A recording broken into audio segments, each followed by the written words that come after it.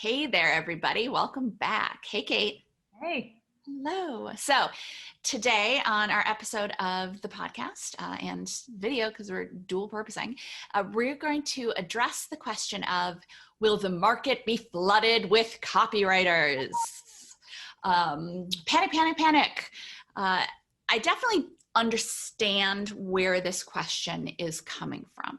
And actually, most often we see this question come up as a comment or a question on one of our Facebook ads, or sometimes a comment on a post that you probably got to because you clicked from a Facebook ad or maybe from the podcast or something like that.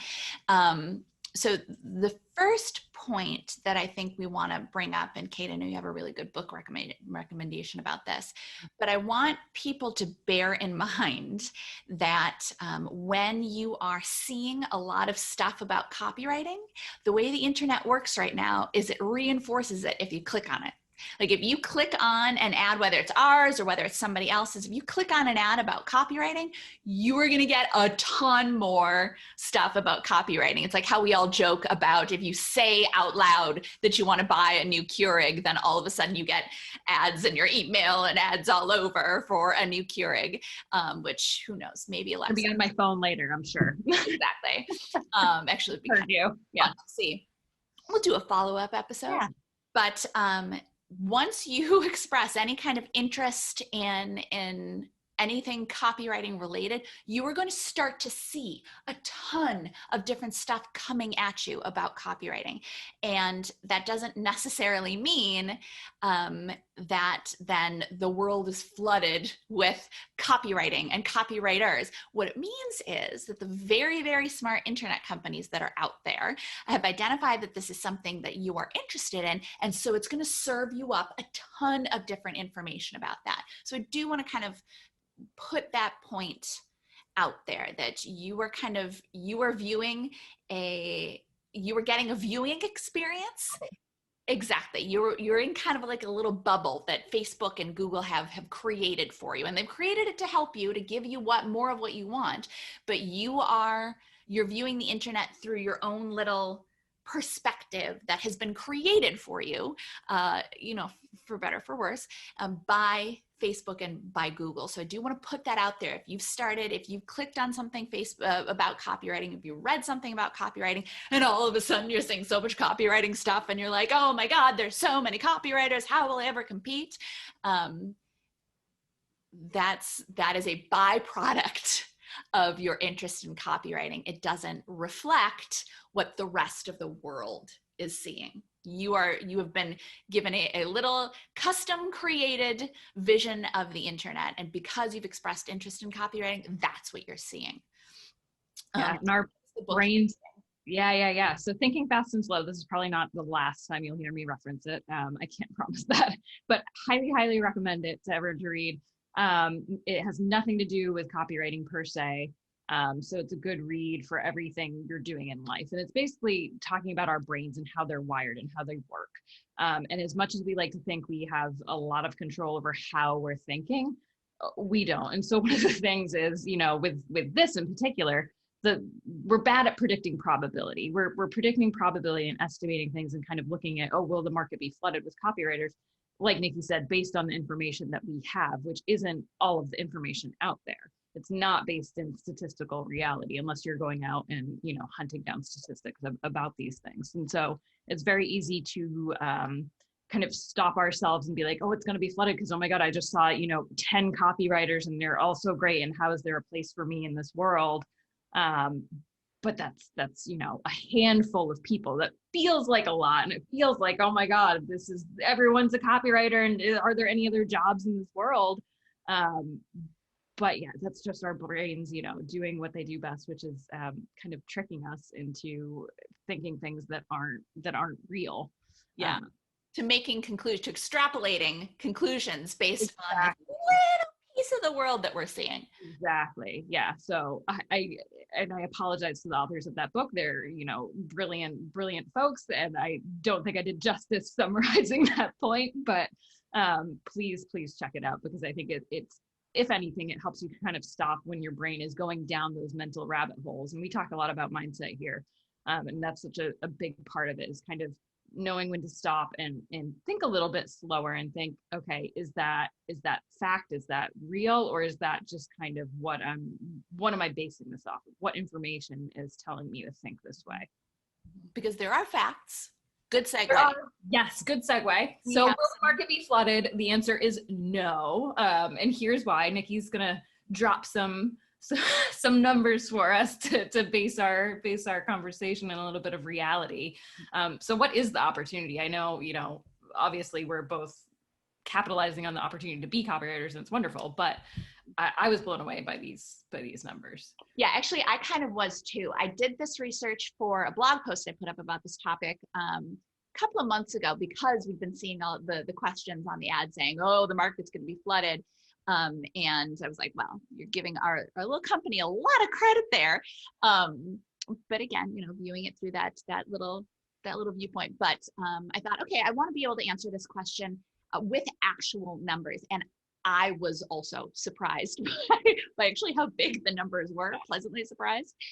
So the most recent statistic I could find, 2019, says that there are more than 32.5 million businesses in the US.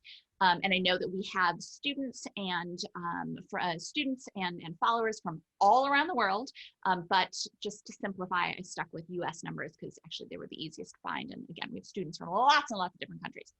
And we have students from the US working with companies in other countries, and students from other countries working with companies in the US. So to set that a little bit, the opportunity is just even bigger. Mm-hmm. Mm-hmm.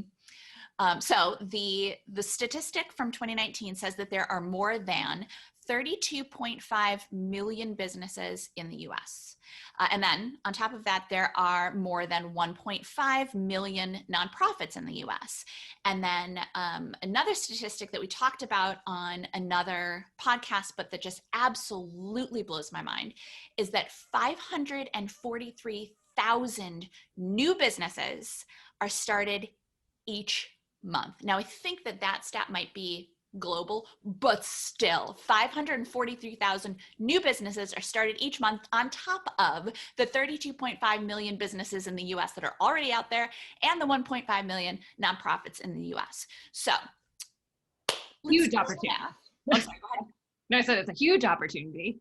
It's a gigantic opportunity. Which I know you're probably going to get to this, but not every company is going to hire a copywriter, because I know that's probably the first thing you're thinking. Yes, absolutely. Not every company is going to, need one right out the gate, perhaps. No, they probably, there's something they could probably use one for, but, but to that point. Yeah, it's a great point. We're not at all saying that every single one of these companies or organizations is going to hire a copywriter. Every single one is going to hire you. But so how many companies does that work out to be if only 1% would hire a copywriter? Okay, so if only 1% of all of those current companies in the US hire a copywriter, 1%, that is 340,000 companies. So my question for you, Kate, is how many companies would you say that you can work with, or how many clients can you work with per month? Ooh, good question. I think the max that I've had at a time, again, in different phases of projects, I don't want people to think I'm insane, but probably like 8, I would say. And that's pushing it. That's like, a project comes back from the dead for a little change that needs happening or whatever. But yeah, I would say 8 is the limit for me. And actually even hearing 8 freaks me out. Right? Yeah. You're like, yeah. Yeah, I would say actually, like, in the midst of a big project, and sometimes it's frankly one where it's like a big website project, I'm like, this is all I have time for. But like 3 even, it feels like a good number, depending what the work is, and again, what stage of the project. But yeah, 8 is And 2, I want people to bear in mind, now, granted, our schedules are a little bit different right now. I'm not a full-time freelance copywriter anymore because I do this podcast and I teach people to become copywriters. And Kate has been full-time freelance, but is doing more work with us right now. But when we are full-time freelance, we are six-figure copywriters. So I want you to bear in mind that we say, 3, 4, maybe 5. And then sometimes, if you're getting crazy like Kate does apparently sometimes. You don't want a life and you want to work on the weekends. You want to work at night. Yeah.